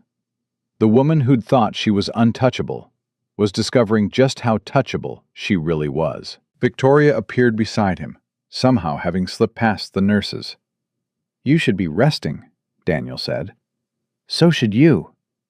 I've rested enough. 20 years of combat didn't kill me. A through and through isn't going to do it either. Victoria sat in the chair beside his bed. Shadow, who had been lying on the floor, immediately moved to position himself between them, head resting on Daniel's mattress. The Foundation lawyers called, Victoria said. What foundation? Chen Global's charitable arm. My father set it up years ago. Supports veterans organizations, mental health programs, service dog training. She smiled slightly. He would have liked you. I would have liked him, too. The lawyers say the estate will clear probate in about 6 months. Once it does, I'll have full control of the company and all its assets. Daniel frowned. That's good news. Why do you sound worried? Because I don't want it. Any of it. Victoria's voice was heavy. That money is the reason my father's dead. The reason Margaret came into our lives. The reason I spent 8 days running through wilderness with a knife wound. Money's just a tool, same as a gun. It's how you use it that matters. That sounds like fortune cookie wisdom. My grandfather said it. He was smarter than any fortune cookie. Victoria laughed, a real laugh, the first one Daniel had heard from her. What would you do with $4 billion? She asked. Me? I'd fix my barn. Maybe get Shadow some better dog food. Seriously? Daniel considered the question. I'd help people. Veterans who came home broken and didn't know how to put themselves back together. Families who lost someone and couldn't afford to grieve properly. He paused. People like me, I guess. The ones who fall through the cracks. Victoria was quiet for a moment. I've been thinking about starting a foundation, a real one, not just tax shelter charity, something that actually helps people. Your father had one. He did, but it was his vision. I want to build something of my own. She met Daniel's eyes. I want to honor what he started, but I want it to mean something to me, too. What did you have in mind? I don't know yet, but I keep thinking about what you said, about finding people who understand, people who've been there. She reached down and scratched Shadow's ears. Maybe a program for service dogs, matching them with veterans who need them, training, support, ongoing care. Daniel felt something stir in his chest. That's a good idea. Yeah? Yeah. Shadow saved my life more times than I can count. Not from bullets, from myself. From the darkness that creeps in when you're alone too long. He looked at the dog. Everyone deserves a shadow. Then help me build it. Daniel blinked. What? Help me design the program. You know what veterans need. You know what works and what doesn't. I have the resources, but not the knowledge. Victoria's expression was earnest. I'm not asking you to run it or move to Seattle or change your life. I'm just asking for advice. Guidance. Someone to tell me when I'm getting it wrong. I'm not exactly consultant material. You took on 12 armed men to protect a stranger. You put your family at risk rather than let an innocent woman die. You're exactly consultant material. Victoria paused. Unless you'd rather go back to your mountain and pretend none of this happened. Daniel thought about his ranch. The silence that had felt like peace but was really just absence. The 47 days between conversations that he'd counted because counting was better than remembering. I'm not good with people, he said. Neither am I. I have nightmares. Bad ones. Sometimes I wake up and I don't know where I am. I've been having nightmares too. Something about being buried alive in ice-cold water. Victoria shrugged. Maybe we can compare notes. You're serious about this? I'm serious about everything. It's a character flaw. Daniel looked at Shadow. The dog looked back with those steady, intelligent eyes. What do you think, boy? Should we help the nice lady spend her billions? Shadow's tail wagged once. I'll take that as a yes. Daniel extended his good hand. All right, Miss Chen. You've got yourself a consultant. Victoria shook his hand. Call me Victoria. Miss Chen makes me sound like my stepmother. Victoria, Daniel smiled. And you can call me Daniel. Mr. Mercer is what people called my grandfather. Daniel, then. She stood to leave. Get some rest. The doctors say you can be discharged tomorrow. I'll have a car waiting. To go where? Wherever you want. Your ranch, Helena, Seattle, anywhere except this hospital. You've been driving the nurses crazy. I've been a model patient. You threatened to walk out AMA 3 times yesterday. Those were negotiations. Victoria laughed again and headed for the door. She stopped at the threshold. Daniel? Yeah? Thank you. For everything. For saving my life. For believing me when no one else would. Her voice wavered. For being the person Shadow found me for. Daniel didn't know how to respond to that, so he just nodded. Victoria left. Shadow jumped onto the bed, against hospital rules, but Daniel had stopped caring about rules around day 2 and settled beside him. We did good, boy, Daniel murmured. The dog's tail thumped against the mattress. Yeah, we did. The trial lasted 3 weeks. Daniel wasn't there for most of it. He'd given his deposition and returned to Montana to repair the damage to his ranch. But he followed the coverage. The whole country followed the coverage. Margaret Chen's lawyers tried everything. They claimed Raymond had been suicidal. They claimed Victoria was mentally unstable. They claimed the evidence was fabricated, the recordings doctored, the witnesses coerced. None of it worked. The toxicology reports were verified by 3 independent labs. The prescription records were corroborated by pharmacy employees who remembered Margaret's fake names. The financial trails led through shell companies that traced directly back to her personal accounts. And the recordings, Raymond Chen's own voice, detailing his wife's betrayal with heartbreaking clarity. The jury deliberated for 4 hours, guilty on all counts. Daniel watched the verdict on his laptop, shadow at his feet. When the forewoman read the word guilty for the first time, something released in his chest, a tension he hadn't known he was carrying. Margaret Chen showed no emotion. She stood perfectly still as the judge thanked the jury and scheduled sentencing for the following month. But Daniel saw her hands. They were trembling. His phone buzzed. Victoria. "Did you see?" Her voice was thick with emotion. "I saw. She's going to prison. She's actually going to prison. For the rest of her life, most likely." Victoria was crying. Daniel could hear it through the phone. The kind of crying that came from a place too deep for words. "I thought, when this started, I thought she'd get away with it. She always got away with everything. She was so smart, so careful, so connected." She wasn't smarter than your father. No, she wasn't. Victoria took a shaky breath. "The sentencing is in 4 weeks. Will you come?" You want me there? "I want someone there who understands. Someone who was part of this from the beginning." A pause. "I want my friend there." Friend. Daniel turned the word over in his mind. It had been a long time since anyone had called him that. I'll be there. "Thank you, Daniel." Victoria? Yes? Your father would be proud of you. What you did, how you fought. He'd be proud. Silence. Then, very quietly, "I hope so." The sentencing happened on a Tuesday in October. Daniel wore civilian clothes for the first time in months.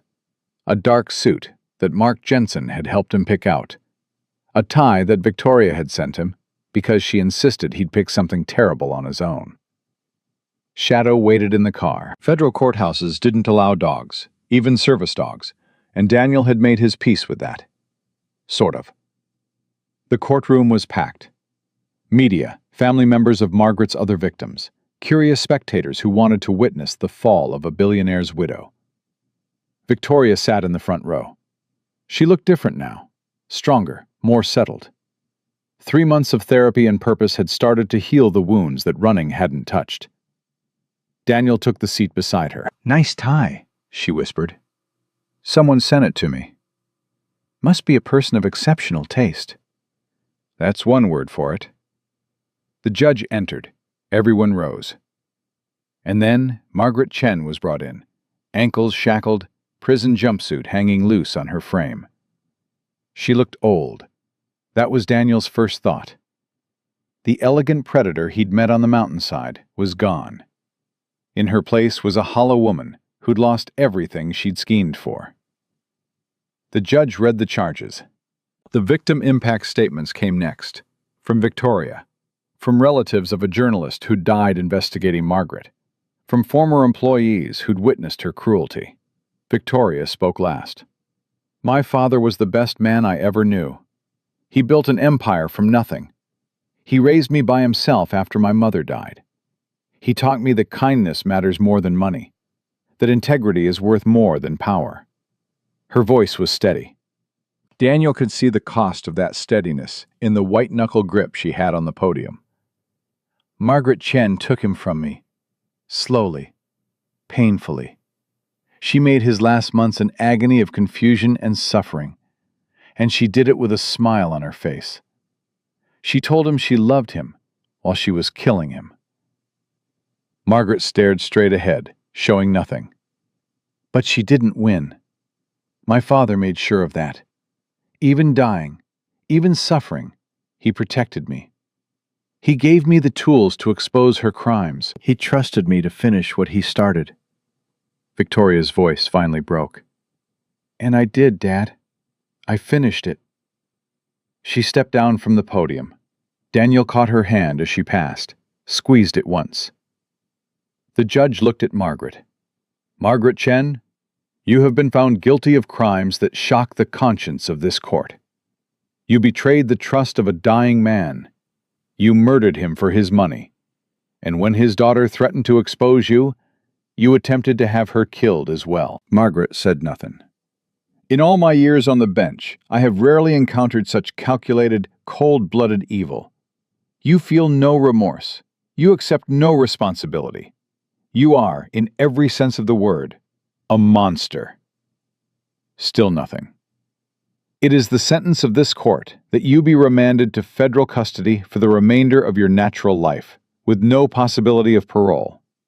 May God have mercy on your soul, because this court has none." The gavel fell. Margaret was led away. She didn't look back. She didn't look at Victoria or at any of the people whose lives she'd destroyed. She just walked, chains rattling, into the rest of her life. Victoria waited until the courtroom emptied.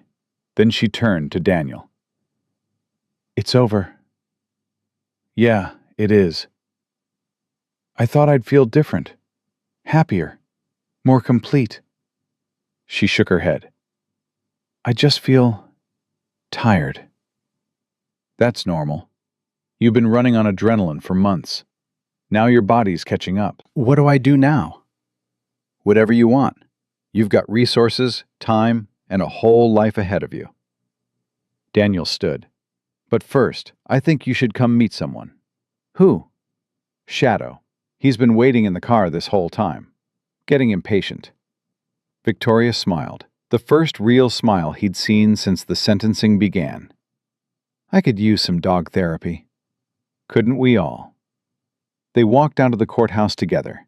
The sun was shining, unseasonably warm for October. Reporters shouted questions that Victoria ignored with practiced ease. Shadow's face appeared in the car window, tongue lolling, tail wagging furiously when he spotted them.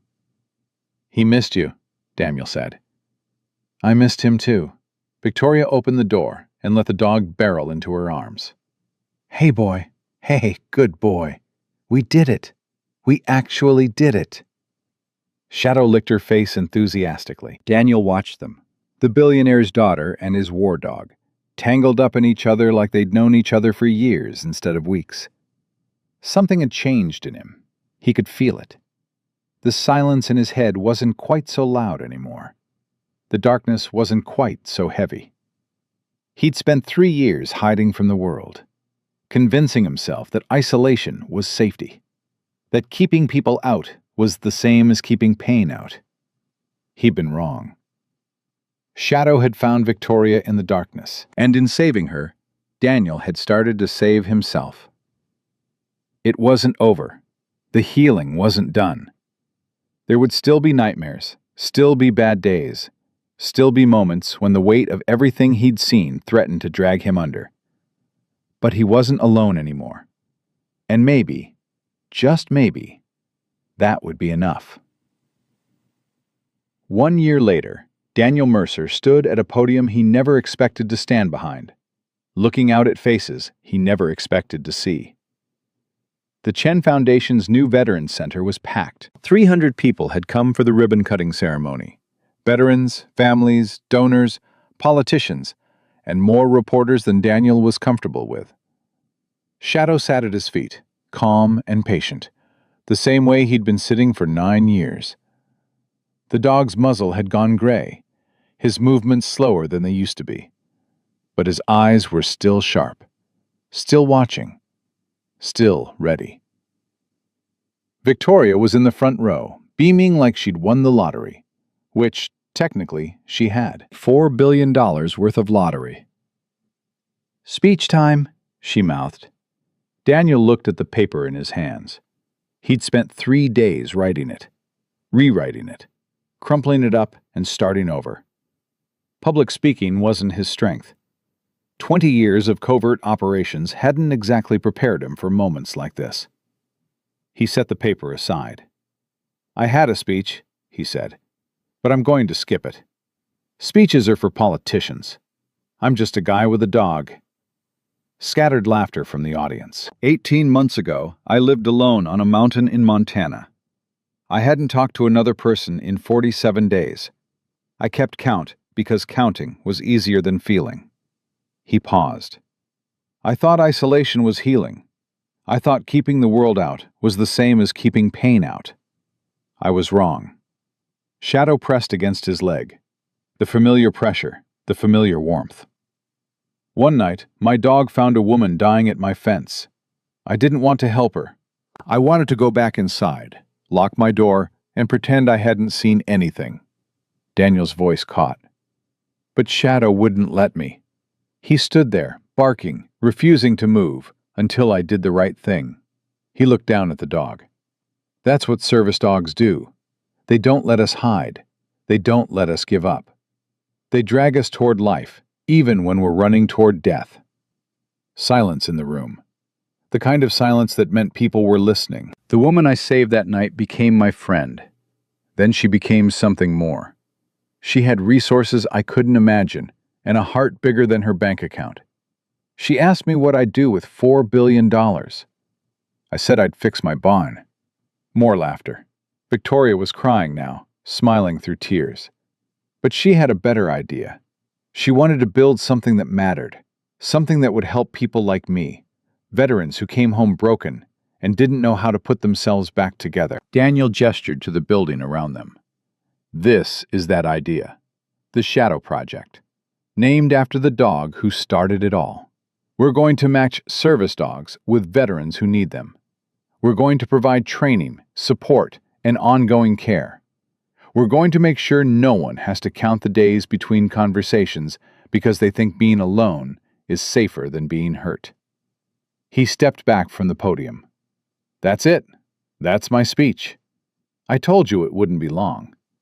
The applause started slowly and built to something that shook the walls. People were standing, clapping, some of them crying. Daniel didn't know what to do with any of it, so he did what he always did when life got overwhelming. He looked at Shadow. The dog's tail wagged once. Approval, pride, love. Good boy, Daniel whispered. The reception afterward was chaos. People wanted to shake his hand, take pictures, ask questions he didn't know how to answer. Victoria ran interference, steering the most persistent ones away with the practiced ease of someone who'd grown up in the spotlight. You did good, she said, when they finally found a quiet corner. I hated every second of it. I know. That's what made it good. She handed him a glass of water. Real beats polished every time. Daniel drank gratefully. Shadow had found a spot under a table, watching the crowd with professional interest. There's someone here who wants to see you, Victoria said. If it's another reporter, it's not a reporter. Daniel followed her gaze across the room. His heart stopped. Thomas Mercer stood by the entrance, looking uncomfortable in a suit that didn't quite fit. Beside him was a boy. No, a young man now, 18 years old, the same age Daniel had been when he enlisted. Kevin. I invited them, Victoria said quietly. I hope that's okay. Daniel couldn't speak. He hadn't seen his brother in 6 years. Hadn't spoken to him in 5. The distance between them had grown so wide that crossing it seemed impossible. But Thomas was here. He'd come. Go, Victoria said. I'll keep everyone busy. Daniel walked across the room. Each step felt like a mile. Thomas saw him coming and straightened, face unreadable. They stood 3 feet apart, 2 brothers who'd once been inseparable, now strangers. Tom. Danny. Silence. Kevin shifted awkwardly, looking between them. Nice speech, Thomas finally said. I hate speeches. I know. That's how I knew it was real.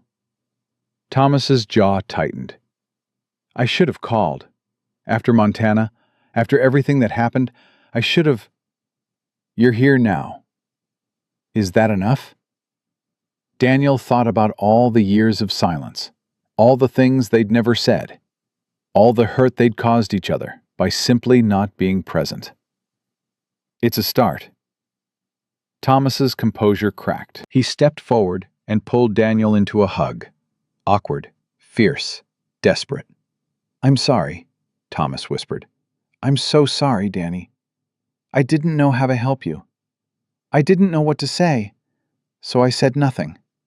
And that was worse." "I didn't make it easy." "You didn't have to. You're my brother.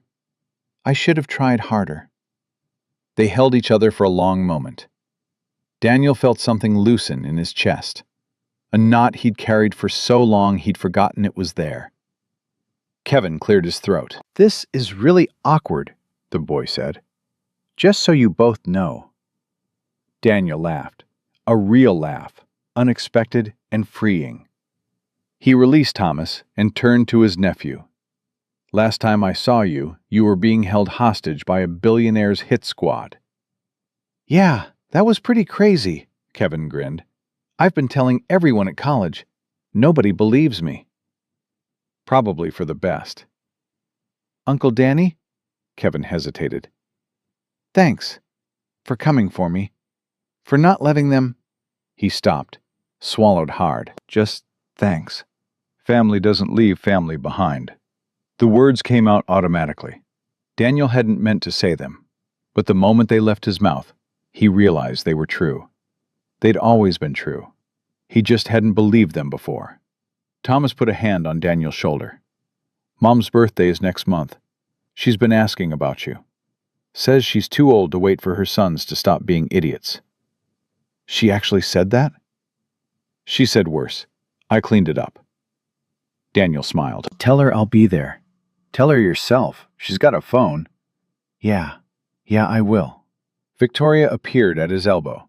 "Sorry to interrupt, but there's someone else who wants to meet you. Flew in from Washington specifically." Daniel turned. A man in navy dress blues was walking toward them. Tall, distinguished.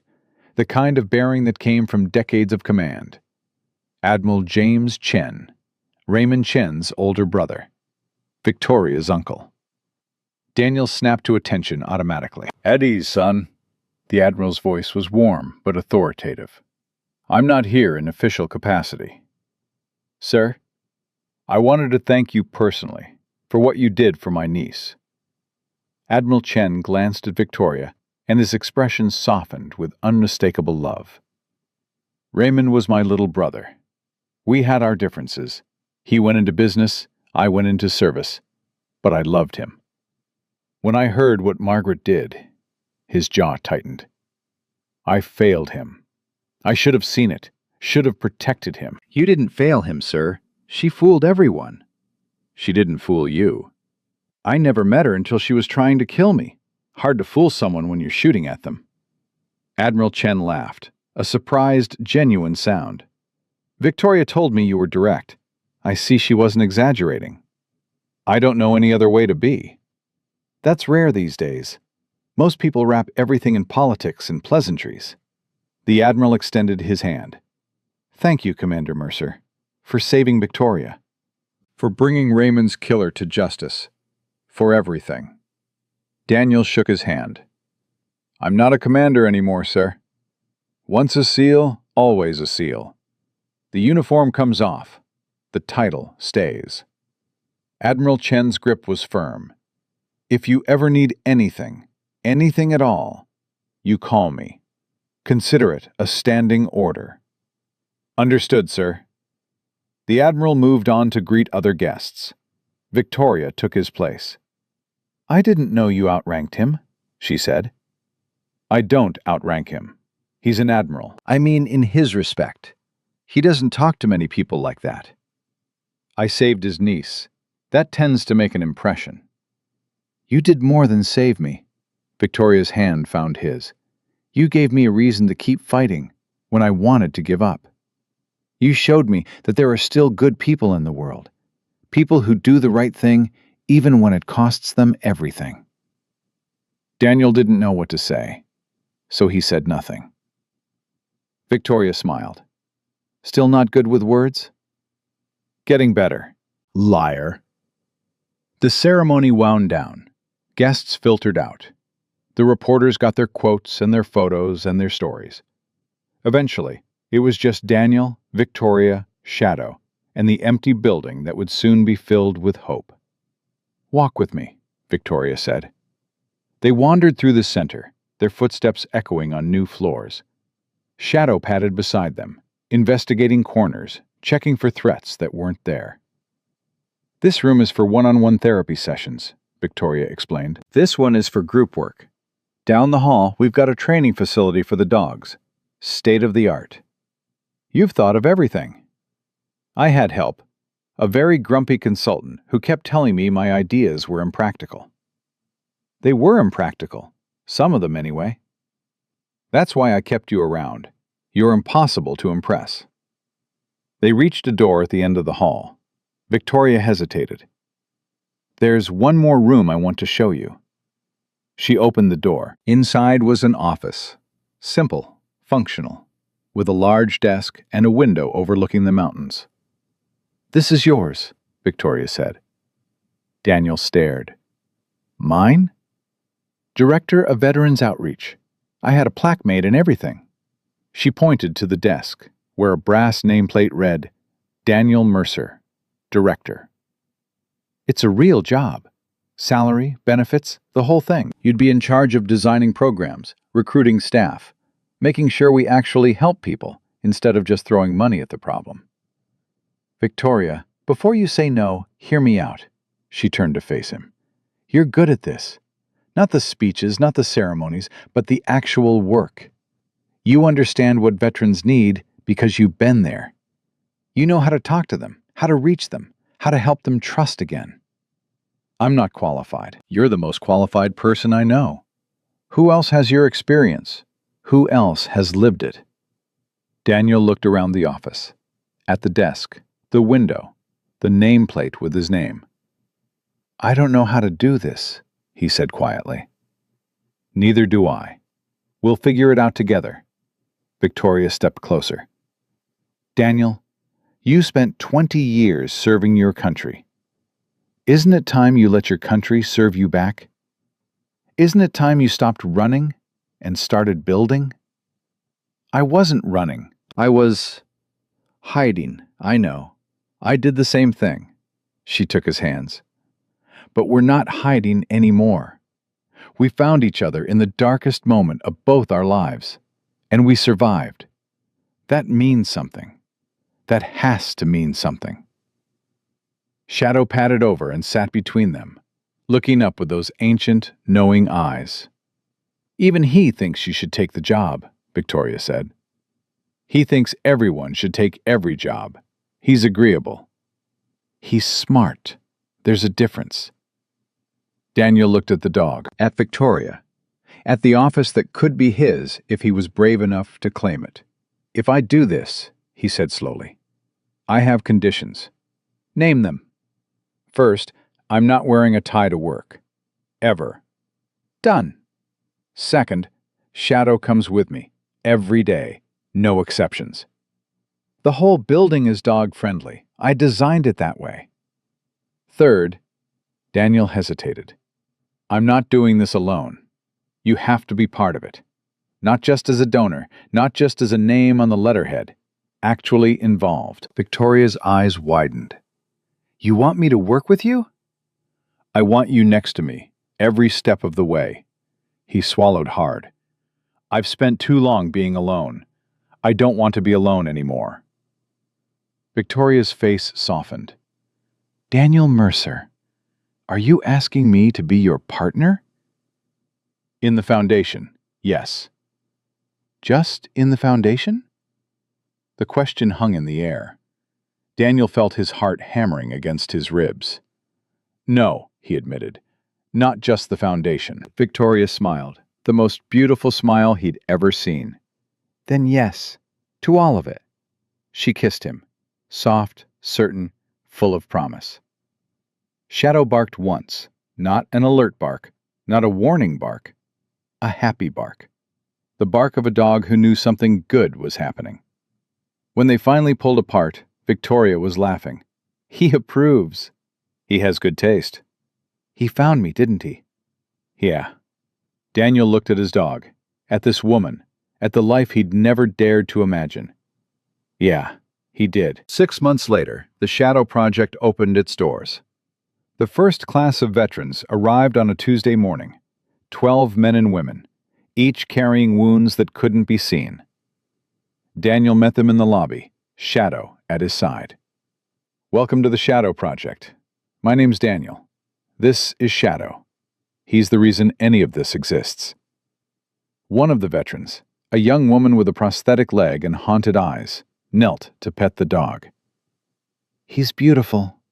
He's also pushy, stubborn, and convinced he's a lapdog despite weighing 70 pounds. Daniel smiled. "You'll find your own match soon.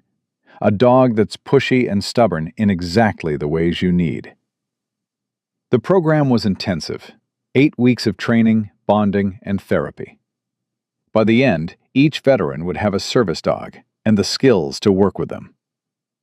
Daniel watched them struggle and grow. He watched walls come down and hope creep in. He watched people who'd given up start to believe again. It wasn't always smooth. Some veterans dropped out. Some dogs didn't match. Some days were harder than others. But every day, someone got a little better. Every day, a bond formed that would change a life. That was enough. That was everything. Victoria worked beside him, just like she'd promised. She learned the veterans' names, their stories, their fears. She wasn't just writing checks. She was building relationships. "You're good at this," Daniel told her one evening. "I had a good teacher. I didn't teach you anything.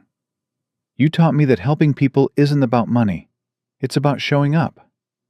She leaned against his shoulder. "You show up every day. For them, for me, for Shadow. That's the lesson." The first graduation ceremony was small. Just the 12 veterans, their families, their new dogs.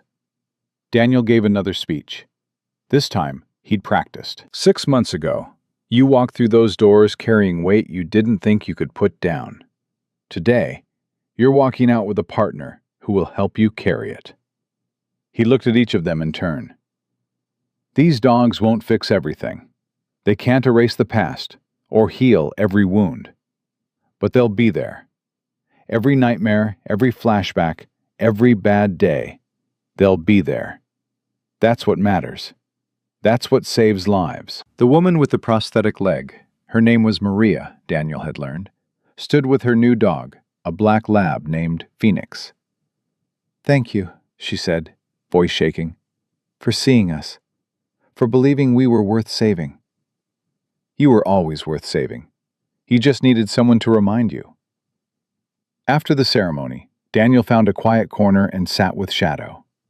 The dog was slower now, his joints aching in the cold, his naps longer than his waking hours.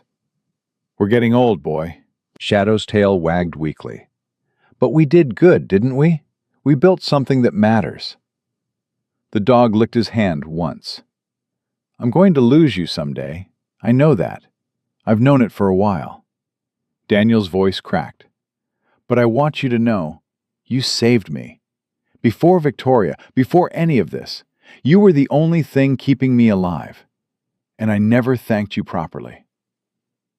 Shadow shifted, pressing closer. "Thank you. For finding me. For staying with me. For dragging me toward life when I wanted to run toward death." Daniel buried his face in the dog's fur. "I love you, boy. I love you so much." They stayed like that for a long time. A man and his dog, sharing a moment that needed no words. Victoria found them later. "Hey," she sat down beside them. "You okay?" "Yeah, just thinking." "About?" "About how different things could have been. If Shadow hadn't found you. If I'd stayed on that mountain." "But he did find me. And you didn't stay." Victoria took his hand. "That's what matters." "I know. Daniel shook his head. "I spent so long being alone, being afraid. And now I have all this, you, the foundation, my family back. It feels like I don't deserve it." "Nobody deserves anything. Not really. Life isn't about deserving. It's about receiving." Victoria squeezed his hand. You received a second chance. So did I. We're just trying to pass that chance along to others. When did you get so wise? I've been reading fortune cookies. Daniel laughed. That's my line. I know, I stole it. She leaned her head on his shoulder. I love you, Daniel Mercer. Grumpy silences and all. I love you too, Victoria Chen. Impossible standards and all. Shadow barked once, not wanting to be left out. And yes, Victoria added, we love you too, Shadow. Most of all. The dog's tail thumped against the floor. 3 months later, Shadow died in his sleep. Daniel found him in the morning, curled on his bed, peaceful as ever. The dog who had survived 4 combat deployments, a midnight rescue, a mountain siege, and 1,000 nightmares, had finally stopped fighting. Daniel sat beside him for hours. He didn't cry. He didn't call anyone. He just sat, hand on Shadow's still warm fur, remembering. The alley in Kandahar where Shadow had found the IED. The firefight in Syria where the dog had taken a bullet meant for Daniel. The night in Montana when Shadow had refused to give up on a dying woman. So many moments. So much love. Victoria found him eventually. She didn't say anything. She just sat beside him, shoulder to shoulder, sharing the silence. He knew, Daniel finally said.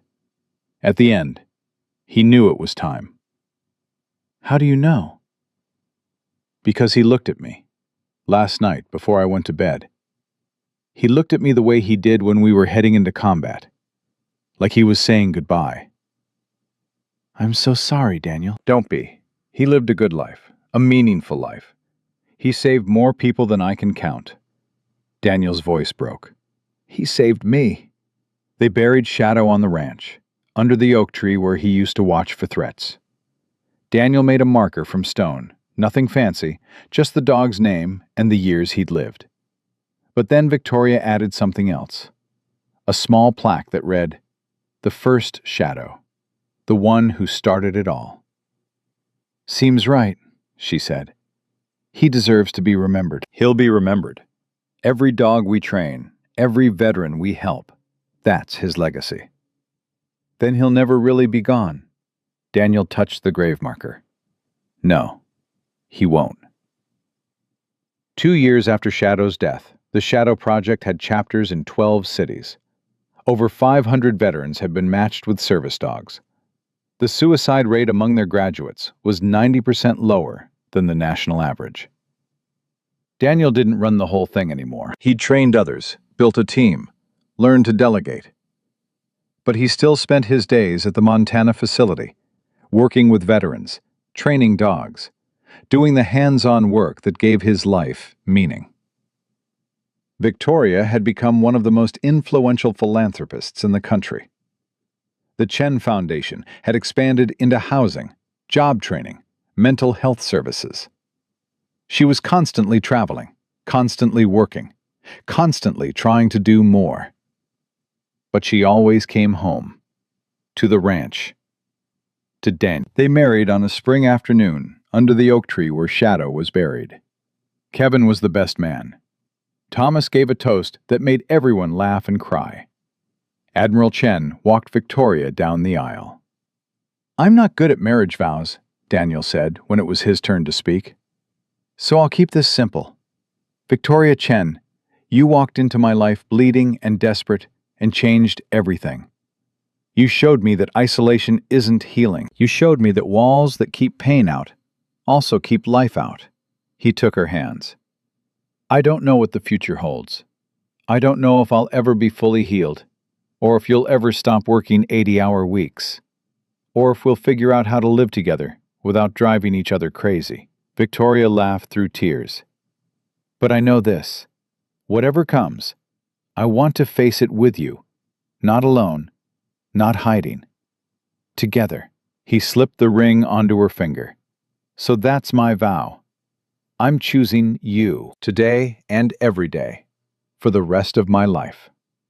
Victoria kissed him before the officiant said she could. I've been waiting for that speech for 3 years, she whispered. Was it worth the wait? Every second. That night, after the guests had gone and the ranch had grown quiet, Daniel stood on the porch where it all began. The fence where Shadow had found Victoria was still there, repaired but unchanged. Victoria joined him, wrapping a blanket around both their shoulders. What are you thinking about? That night. The night everything changed. You mean the night you became a reluctant hero? I mean the night my dog found a dying woman and refused to walk away. Daniel's voice was soft.